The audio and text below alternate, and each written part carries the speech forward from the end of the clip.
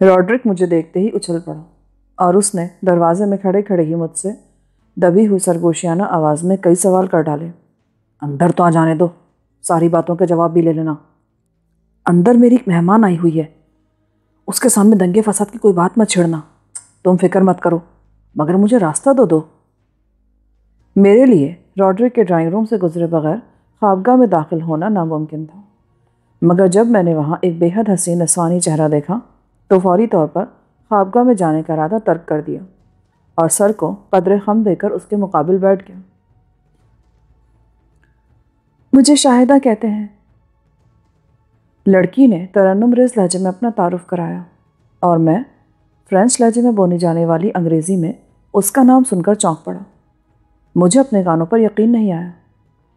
میں نے اپنا نام ڈان فرنینڈو بتاتے ہوئے نرم لہجے میں کہا، معاف کرنا، میں تمہارا نام صاف طور پر سن نہیں سکا۔ شاہدہ۔ اسے براہ راست مجھ سے مخاطب پا کر رॉڈرک کے چہرے پر یتیمی برسنے لگی اور وہ بے بسی سے میری طرف دیکھنے لگا، جیسے آنکھوں ہی آنکھوں میں مجھے اندر چلے جانے کی التجا کر رہا ہوں۔ خوبصورت مغربی خد و خال پہ مشرقی نام عجیب سا لگتا ہے۔ پہلی بار میں نے سمجھا کہ شاید میرے کانوں کو دھوکا ہوا ہے۔ نام کے بہانے میں نے اس کی خوبصورتی کی تعریف کا موقع بھی پیدا کر لیا۔ مشرق کے بارے میں تمہاری معلومات خاصی وسیع ہیں، ورنہ اکثر لوگ پوچھتے ہیں کہ یہ کس زبان کا نام ہے۔ اگر نام ہی معلومات کا معیار ہے تو مجھے تو مشرق پر اتھارٹی سمجھ سکتی ہو۔ وہ کیسے؟ میں تمہارے نام کے ماخذ تک سے واقف ہوں۔ اوہ نہیں! اور یہ نام عربی کے ساتھ ساتھ اردو میں بھی استعمال ہوتا ہے۔ تم اردو جانتے ہو؟ بہت اچھی طرح۔ میں نے اردو میں ہی جواب دیا اور وہ اوہ خدا کہہ کر حیرت سے اچھل پڑی۔ کیا کہا؟ ابھی سے تم سے کیا کہا تھا؟ رॉڈرک نے شاہدہ کے سامنے تن کر کھڑے ہوتے ہوئے قدرے غصیلے لہجے میں سوال کیا۔ بیٹھ جاؤ ڈارلنگ۔ اس نے اظہار عشق نہیں کیا تھا، بلکہ اردو بول کر میرے سوال کا جواب دیا تھا۔ تمہیں تو اردو پر خاصا عبور حاصل ہے۔ ایسے بے ساختہ انداز میں او خدا کہنا کسی فرینچ لڑکی کے بس کی بات معلوم نہیں ہوتی۔ میں نے ایک ہم زبان میسر آ جانے کی بے اندازہ خوشی میں اردو ہی بولنی شروع کر دی۔ میرے والد پاکستانی تھے۔ یہ تم دونوں نے کس زبان میں باتیں شروع کر دیں؟ ایسی زبان بولو جو میں بھی سمجھ سکوں۔ ذرا زبان کی بھڑاس نکالنے دو، پھر تم شاہدہ کے ساتھ فرینچ میں باتیں کرتے رہنا، مجھے کوئی اعتراض نہیں ہوگا۔ تو تمہیں فرینچ نہیں آتی؟ شاہدہ میری بات پوری ہونے سے پہلے ہی بول پڑی۔ مجھے اپنے سر کو محض نفی میں جنبش دینے کی مہلت ہی مل سکی، کیونکہ رॉڈرک فوراً ہی کسی لڑاکا مرغے کی طرح کڑکنے لگا۔ اس چھت کے نیچے انگریزی، فرینچ اور اسپینش کے علاوہ کسی اور زبان میں گفتگو نہیں کی جا سکتی۔ یہ شخص میرے باپ کی زبان جانتا ہے۔ اتنے تنگ نظر نہ بنو رॉڈرک، ہم تمہارے خلاف کوئی سازش نہیں کر رہے۔ تم یہیں رکو گے یا فوری طور پر کہیں باہر جاؤ گے؟ فی الحال تو رکنے کا ارادہ ہے، تو پھر آؤ ہم باہر چلتے ہیں شاہدہ۔ رॉڈرک نے شاہدہ کا ہاتھ تھام کر اسے اٹھاتے ہوئے کہا، مگر کہاں؟ تم تو رات کے کھانے تک فلیٹ میں گپ شپ بڑھانے کا پروگرام بنا کر مجھے لائے تھے۔ وہ پروگرام چوپٹ ہو گیا، اب ہم باہر نکل کر دوسرا پروگرام بنائیں گے۔ میری وجہ سے اپنا موڈ برباد مت کرو رॉڈرک، میں نہا دھو کر بس 10-15 منٹ میں باہر چلا جاؤں گا۔ کیوں اچھا خاصا ماحول خراب کرے ہو رॉڈرک؟ اتنی سی بات پر بچوں کی طرح بھڑکنا اچھی بات نہیں ہے۔ شاہدہ بھی میری ہمنوا بن گئی۔ اس کے جواب میں رॉڈرک نے غصیلی آواز میں کچھ کہنا شروع کیا جو فرینچ میں تھا۔ میرے لیے یہ سمجھنا دشوار نہیں تھا کہ وہ احمق لڑکی کو میرے بارے میں گمراہ کر رہا تھا۔ اس کے خاموش ہوتے ہی شاہدہ میری طرف دیکھتے ہوئے بے اعتباری سے بولی، مجھے یقین نہیں آتا۔ Shut up! اسے انگریزی میں انکشاف پر آمادہ پا کر رॉڈرک شاہدہ کی طرف تقریباً جھپٹتے ہوئے بولا، اور اس سے آگے اس نے پھر فرینچ شروع کر دی۔ پھر ان دونوں کے مابین فرینچ میں بحث کا آغاز ہو گیا۔ میں چند لمحوں تک تو کسی سمجھوتے کا منتظر رہا، مگر جب لڑکی کا پارا چڑھنے لگا تو میں مسکراہٹ بھول کر اپنی جگہ سے اٹھ گیا۔ میں جا رہا ہوں رॉڈرک، مجھے افسوس ہے کہ میری وجہ سے یہاں کا ماحول خراب ہو گیا۔ میں بھی تمہارے ساتھ چل رہی ہوں۔ یہ شخص مجھے نہ جانے کیا سمجھ بیٹھا ہے جو ذرا ذرا سی بات پر آپے سے باہر ہوا جا رہا ہے۔ شاہدہ نے انگریزی میں کہا، مجھے افسوس ہے خاتون کہ میں اپنے دوست کی مرضی کے خلاف آپ کو ساتھ نہیں لے جا سکوں گا۔ میں نے معاملے کی نزاکت بھانپتے ہوئے اسے 2 ٹوک جواب دے دیا۔ میرے اس جواب پر راڈرک نے حیرت سے پلکیں جھپکائیں، میری طرف دیکھا اور پھر شاہدہ کی طرف مخاطب ہو کر بولا، سن لیا، میرے دوست اتنے گئے گزرے بھی نہیں ہیں۔ اور تم ابھی سے بردہ فروش بتا رہے تھے، یہ تو بکواس کر رہی ہے، راڈرک نے جھینپے ہوئے لہجے میں کہا۔ میں جا رہی ہوں اور آئندہ کبھی تمہاری صورت نہیں دیکھوں گی۔ تمہارا غصہ ٹھنڈا ہوگا تو میں تمہیں کل خود منا لوں گا، راڈرک نے اسے روکنے کی کوشش کیے بغیر کہا، اور وہ دروازہ کھول کر چلی گئی۔ اس کے چلے جانے کے بعد ہم دونوں کی نگاہیں چار ہوئیں تو راڈرک فوراً ہی چھت کی طرف دیکھنے لگا۔ تھوڑی دیر بعد اس نے سگریٹ سلگا لی۔ اچھا ہوا سالی چلی گئی۔ چند کش لینے کے بعد اس نے لاپرواہ لہجے میں بوجھل سکوت توڑنے کی کوشش کی۔ کون تھی یہ لڑکی؟ اسپینش ماں اور پاکستانی باپ کی اولاد ہے۔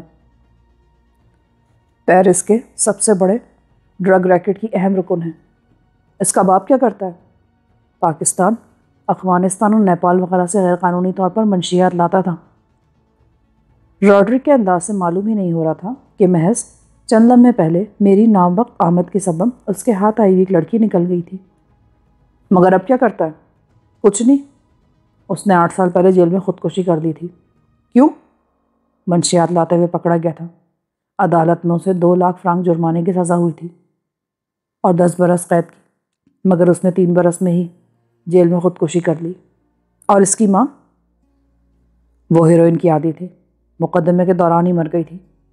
ایک مقامی سینڈیکیٹ نے خفیہ طور پر مقدمے کے دوران اس کی بھاری مالی اعانت کی اور اسی وقت سے یہ اس گروہ میں شامل ہے۔ صورت سے تو بڑی معصوم لگتی ہے، ڈرگ ریکٹ کے علاوہ بھی ذاتی طور پر خاصے خطرناک کام کرتی رہتی ہے۔ تمہیں کہاں ٹکرا گئی؟ ہماری انفارمر بھی ہے۔ ویسے اس وقت یہ تمہارے لیے ایک پیغام لائی تھی۔ کیا تھا وہ پیغام؟ راڈرک اپنی جگہ سے اٹھا اور کتابوں کے مختصر سے ریک پر رکھا ہوا ایک سادہ لفافہ لا کر میرے حوالے کر دیا۔ میں نے فوری طور پر لفافہ کھول کر اندر دیکھا اور ایک خط رکھا تھا، اس کو نکال لیا۔ اس کی تحریر پڑھ کر میں حیران رہ گیا۔ وہ تحریر عبدالعزیز کی جانب سے تھی اور اس کے مطابق مجھے اگلے روز شام کو خود شاہدہ کے ہوٹل کے پتے پر پہنچنا تھا۔ اس کے بعد باقی ہدایت مجھے اسی کے ذریعے ملنی تھی۔ تم نے اس وقت گرمی دکھا کر بہت برا کیا۔ نہ تم اس میں غیر معمولی دلچسپی لیتے اور نہ ہی مجھ پر سنک سوار ہوتی۔ صحیح معنوں میں تو مجھے اب اس میں دلچسپی لینی پڑے گی۔ کل میں اس سے ملنے کے لیے جا رہا ہوں۔ نہیں، مجھے یہی ہدایت ملی ہے۔ اف، اپنا تو مقدر ہی خراب ہے۔ جلد بازی کی وجہ سے ہر لڑکی ہاتھ آتے آتے نکل جاتی ہیں، اور تمہارے لیے پرستان کے دروازے بھی کھل جاتے ہیں۔ ابھی تک تو کسی پرستان جانے کا اتفاق نہیں ہوا۔ وہ ایلیزا کے لیے پورے پرستان پر بھاری تھی۔ عبداللہ نے تمہارے بارے میں مجھے بہت کچھ بتایا ہے۔ نیس میں کئی لڑکیاں تمہاری باتوں میں آ کر اپنی جان سے ہاتھ دھو بیٹھیں۔ شاید اسی لیے تم مجھے شاہدہ سے دور رکھنا چاہتے تھے۔ اگر پہلے پتہ چل جاتا نا کہ وہ تمہارے لیے بھیجی گئی ہے تو کم از کم تلخ کلامی کی نوبت نہیں آتی۔ راڈرک، تم خوبصورت لڑکیوں کے سامنے بالکل چغت بن کر رہ جاتے ہو۔ بس اسی وجہ سے تو ہر بار مار کھا جاتا ہوں۔ ہر ناکامی کے بعد عہد کرتا ہوں کہ آئندہ دماغ پر قابو رکھوں گا، مگر پھر کوئی نہ کوئی گڑبڑ ہو جاتی ہے۔ چاہو تو اس سے تمہاری سفارش کر دوں؟ نہیں، میں دوستوں کے ساتھ ایک پلیٹ میں کھانا تو کھا سکتا ہوں، پر لڑکیوں کے معاملے میں شراکت کا قائل نہیں ہوں۔ اور وہ مچھلی والی، وہ بھی دغا دے گئی؟ جو گئی سو گئی، اب اس کا ذکر نہ کرو۔ اب شام کو شکار پر نکلنا ہوگا۔ عبداللہ کہاں ہے؟ پتہ نہیں، ہمیں ان لوگوں کی سرگرمیوں کے بارے میں بہت کم علم ہو پاتا ہے۔ مجھے تو محسوس ہو رہا ہے کہ تم اپنا سارا وقت عبداللہ کے کاموں میں صرف کر دیتے ہو۔ یہ محض اتفاق ہے۔ میرا شمار مورخ بانی کے ماہرین میں ہوتا ہے، اور میرے چند مستقل گاہک ہیں جو کسی پریشانی کی صورت میں فون کر کے مشورے کے لیے مجھے طلب کر لیتے ہیں، ورنہ فرینڈز آف فلسطین گروپ کے اراکین زیادہ تر مالی اور اخلاقی اعانت سے آگے نہیں بڑھتے، جبکہ اس گروپ میں تم جیسے بے خوف لڑنے والے بھی ہیں۔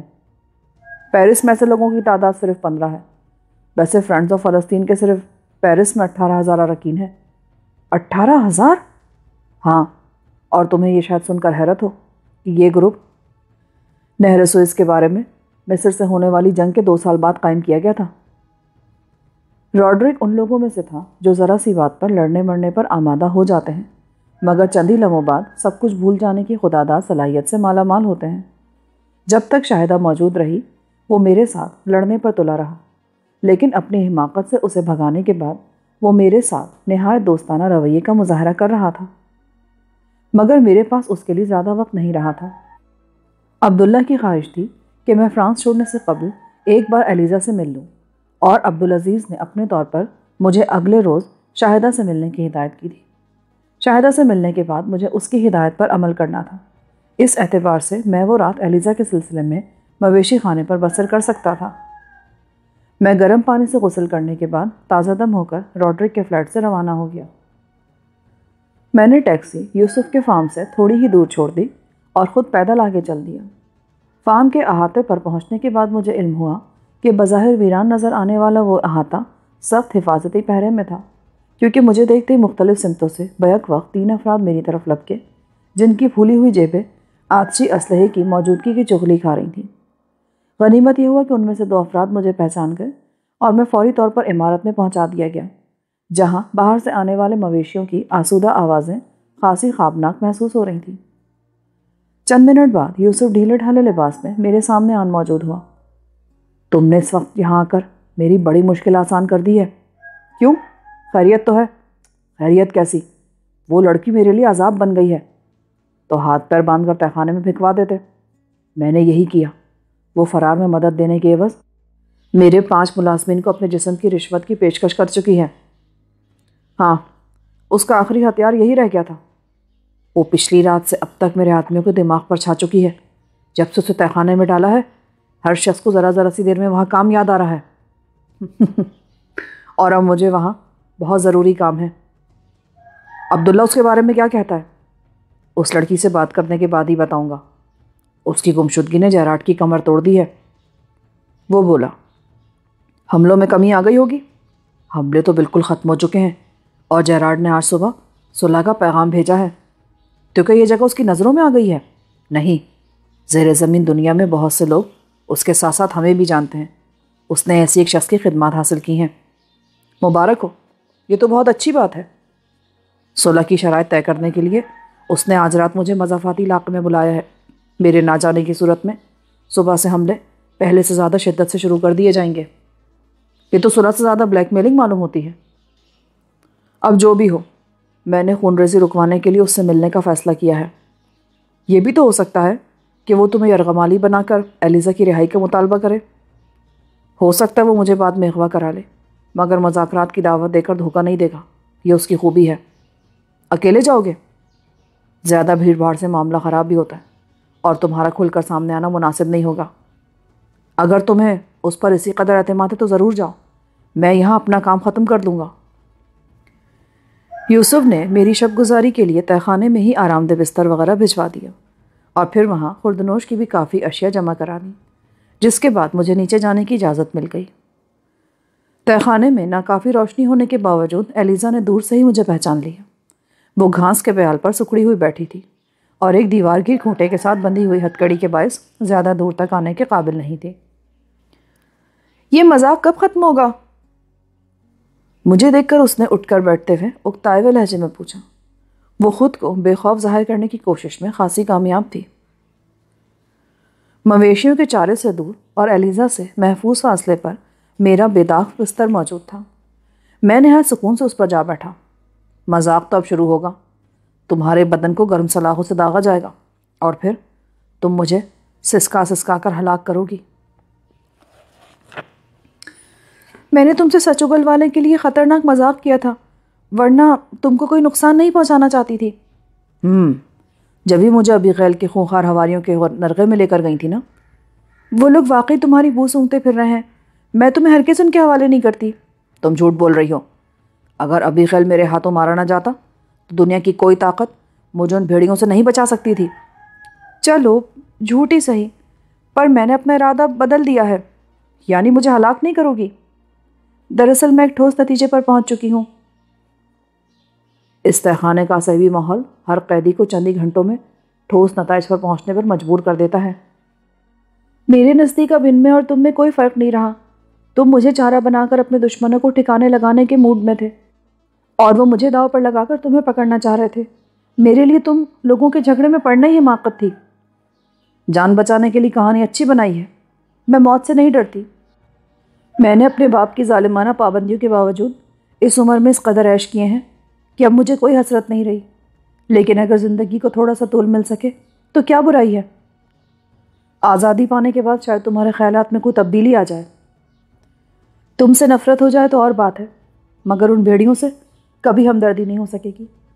तुमने मुझसे नाजायज़ फ़ायदा उठाया तो वक्त आने पर मुझे भरपूर तहफ़्फ़ुज़ भी फ़राहम किया, मगर वो तो मुझे ख़तरात में धकेल कर ये उम्मीदें लगाए बैठे थे कि मैं अपने जिस्म के सहारे तुम्हें हट के किसी कमरे में क़ैद करके उन्हें तोहफ़े में पेश कर दूँगी।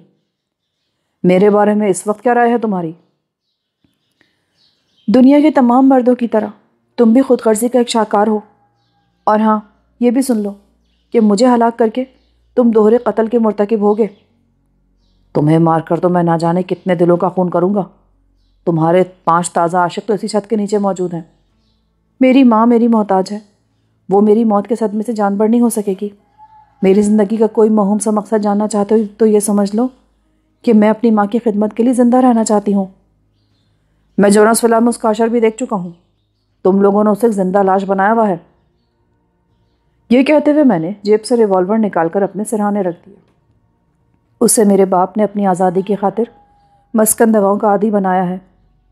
होश में रहते हुए वो उसे हर गलत काम पर टोकती थी और वो मेरी माँ के सामने किसी खारिज ज़दा चूहे की तरह सहमा रहता था, मगर उसे ख्वाबावर दवाओं का आदी बनाने के बाद वो खुद मुख्तार हो गया था। बड़ी अजीब सी बात है कि खून आशाम सरगर्मी में मुलव्विस रहने वाला एक आदमी बीवी से इतना खौफज़दा रहता है।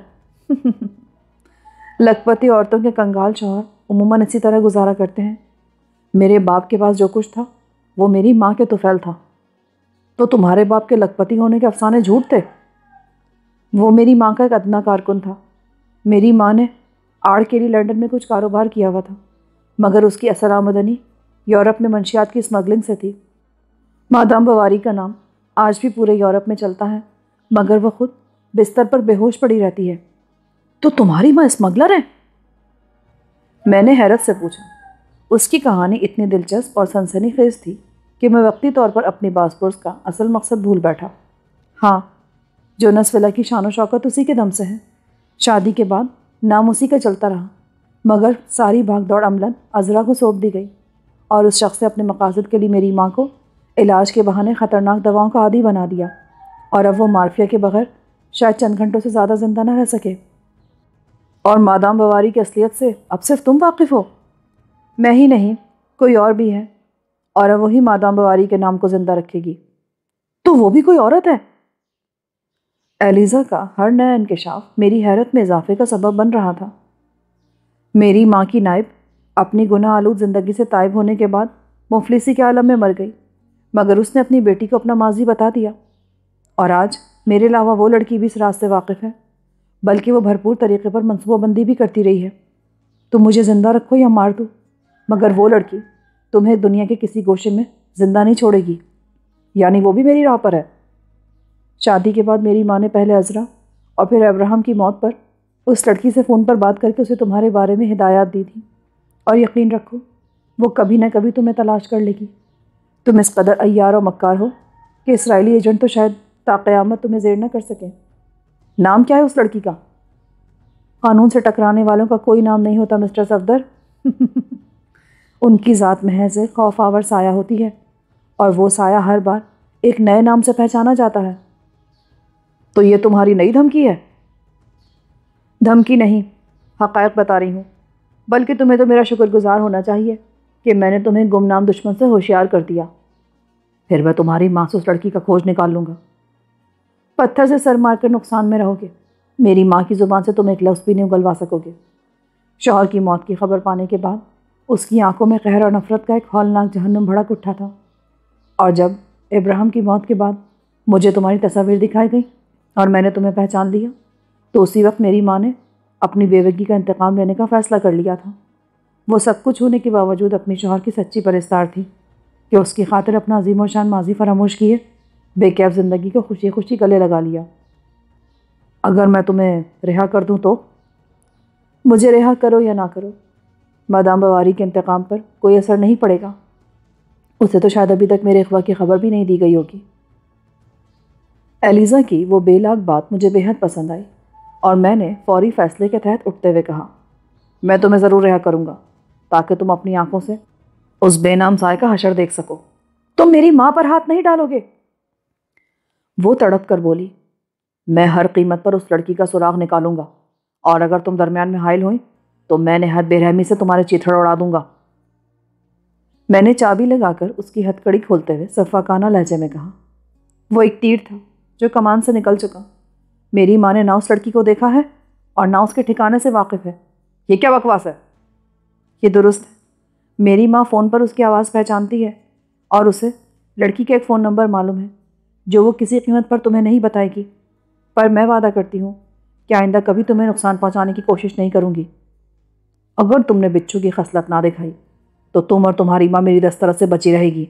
اس لڑکی کا کھوج تو میں خود نکال لوں گا۔ تو کیا میں جا سکتی ہوں؟ ابھی تمہیں صرف ہتھ کڑی سے رہائی ملی ہے، صبح کے اجالے میں جانے کی اجازت بھی مل جائے گی۔ تم دشمن ضرور ہو مگر بہت عظیم ہو۔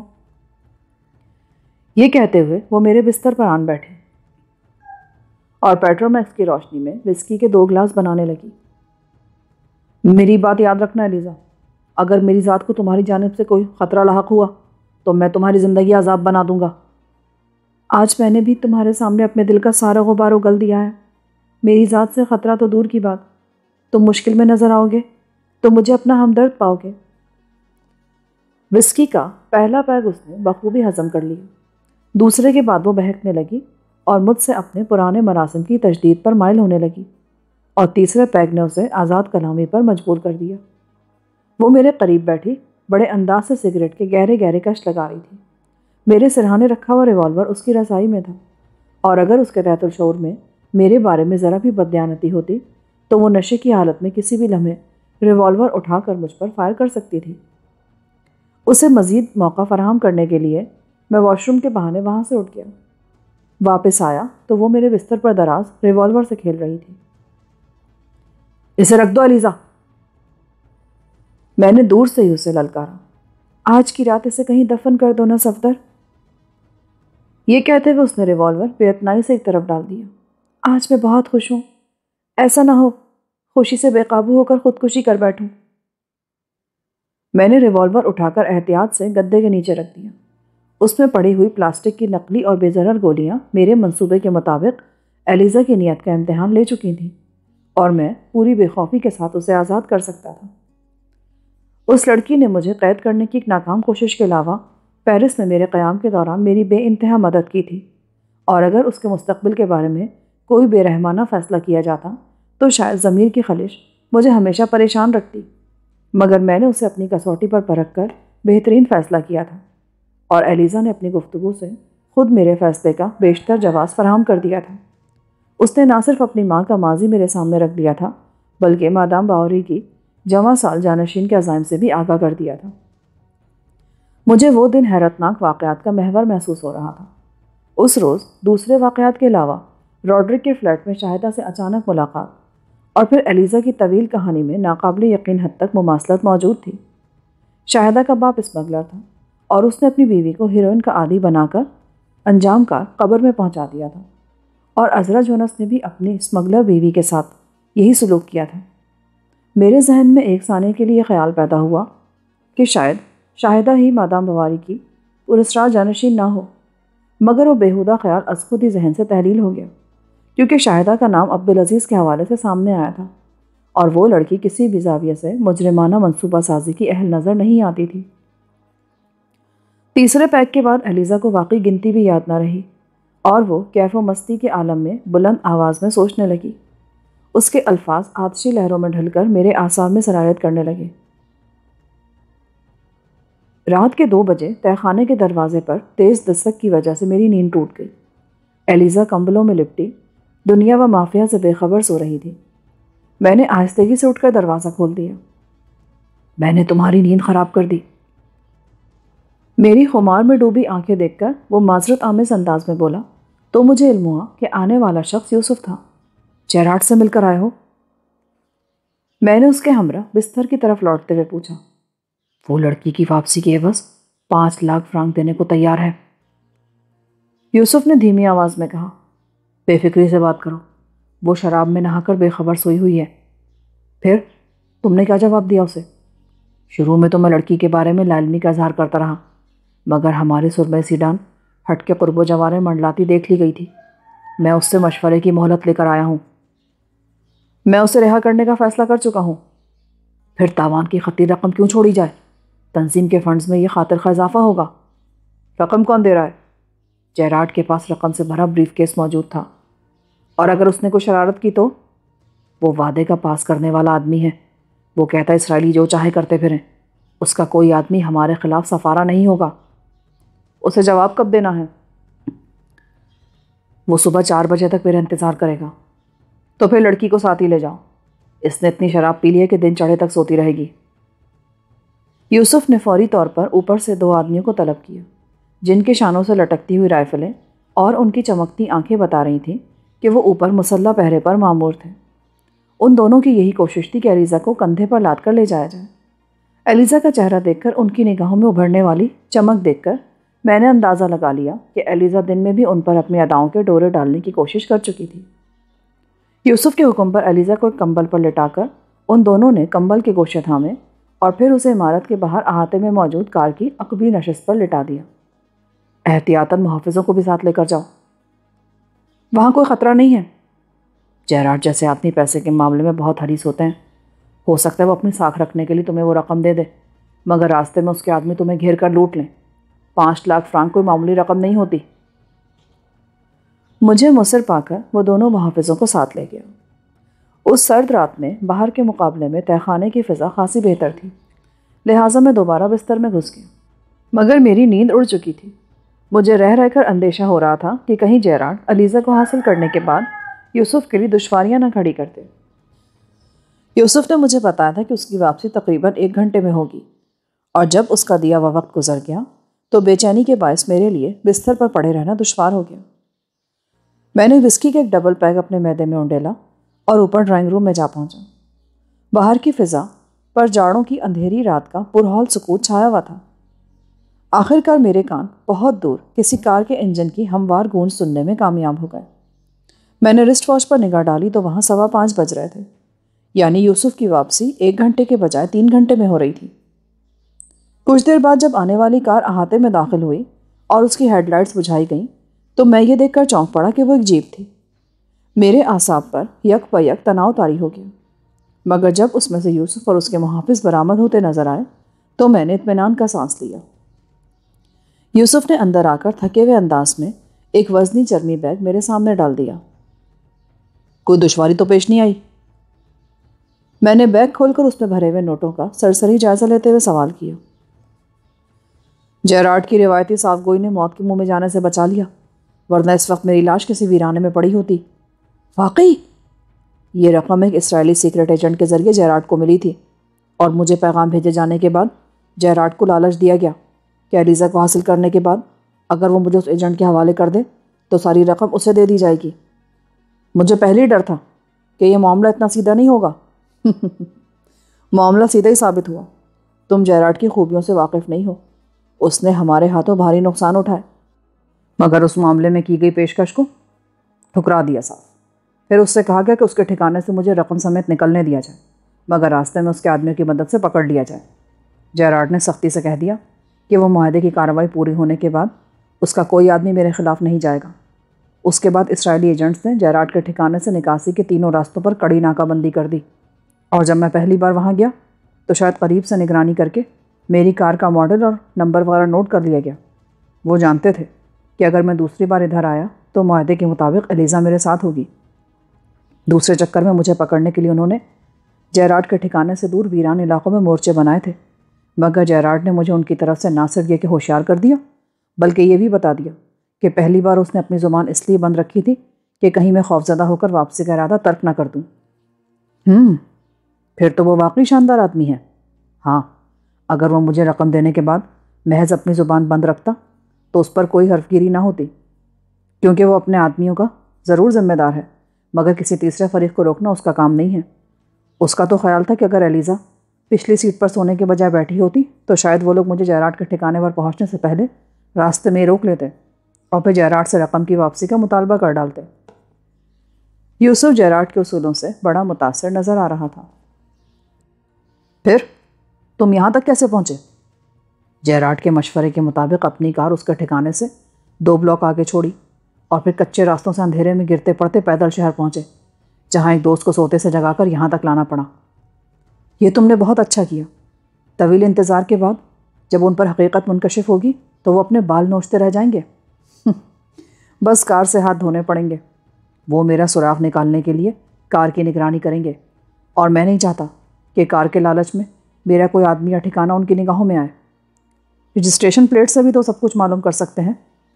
وہ کار میں نے کباڑی سے خریدی تھی، اس کی نمبر پلیٹ جعلی ہے۔ گھپلے کے کاموں میں اگر ہم لوگ ان باتوں کا خیال نہ رکھیں تو دشمنوں سے پہلے ہی مقامی قانون کی بے رحم گرفت میں آ جائیں۔ اب تمہارا کیا ارادہ ہے؟ لمبی تان کر بے فکری سے سو جاؤں گا۔ پھر میں تمہاری نیند خراب نہیں کروں گا۔ مجھے صبح ضروری کام پر روانہ ہونا ہے۔ واپسی کب تک ہوگی؟ مشکل ہے، اب میں فرانس سے نکلنے کے چکر میں ہوں۔ وہ مجھ سے نہایت گرم جوشی سے رخصت ہو گیا۔ صبح 9 بجے تک میں نے باڑے میں صحت مند مویشیوں کے درمیان گھوم کر اپنا وقت گزارا اور پھر وہاں سے شہر روانہ ہو گیا۔